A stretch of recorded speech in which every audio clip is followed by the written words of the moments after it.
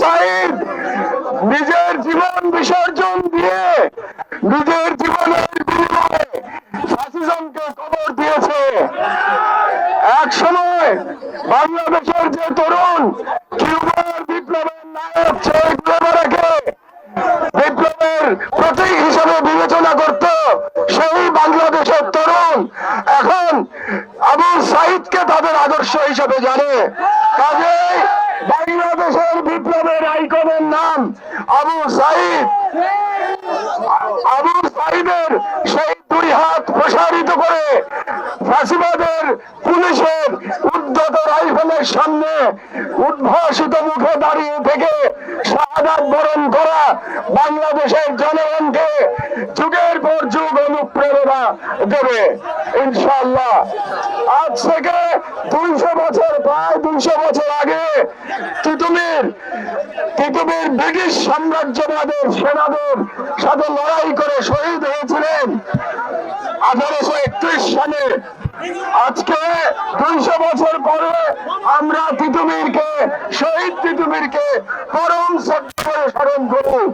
আমি আশাবাদী যে আজ থেকে 200 বছর পরে আমাদের আগামী প্রজন্ম, তখনকার বাংলাদেশের প্রজন্ম আবু সাঈদের কথা বলে তিতুমিরের মতো গর্ব অনুভব করবে।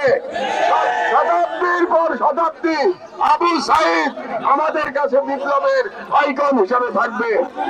বাংলাদেশে মানবতাবোধের মহানায়কের নাম বলতে গেলে আমাদের মুগ্ধের নাম মনে পড়ে। এই এখানকার কাছেই এই উত্তরার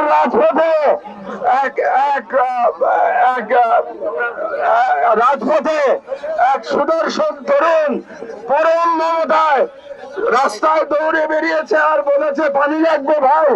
ওই দৃশ্য মনে করলে আমি আবেগ রাখতে পারি না। কাজে মুগ্ধ আমরা আল্লাহর কাছে রহমত প্রার্থনা করি, আল্লাহ যেন মুগ্ধকে উত্তম পুরস্কার দান করেন।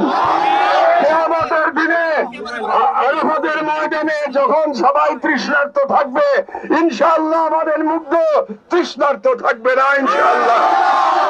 আমি আরো ভুলতে পারি না 7 বছরের এক শিশু যে এই বিপ্লবে অংশগ্রহণ করার জন্য তার মাকে নিয়ে রাজপথে নেমে এসেছিল।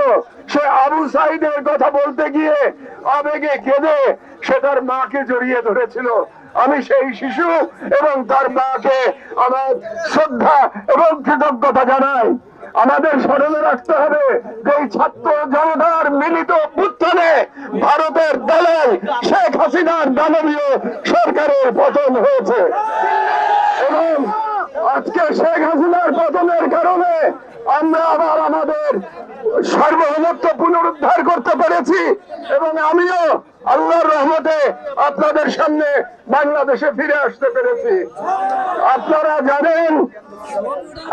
জানেন যে আমি আমার মায়ের গুরুতর অসুস্থতার কথা শুনে একদিনের নোটিশে আমাকে আসতে হয়েছে এবং আমার মা গুরুতর ভাবে অসুস্থ।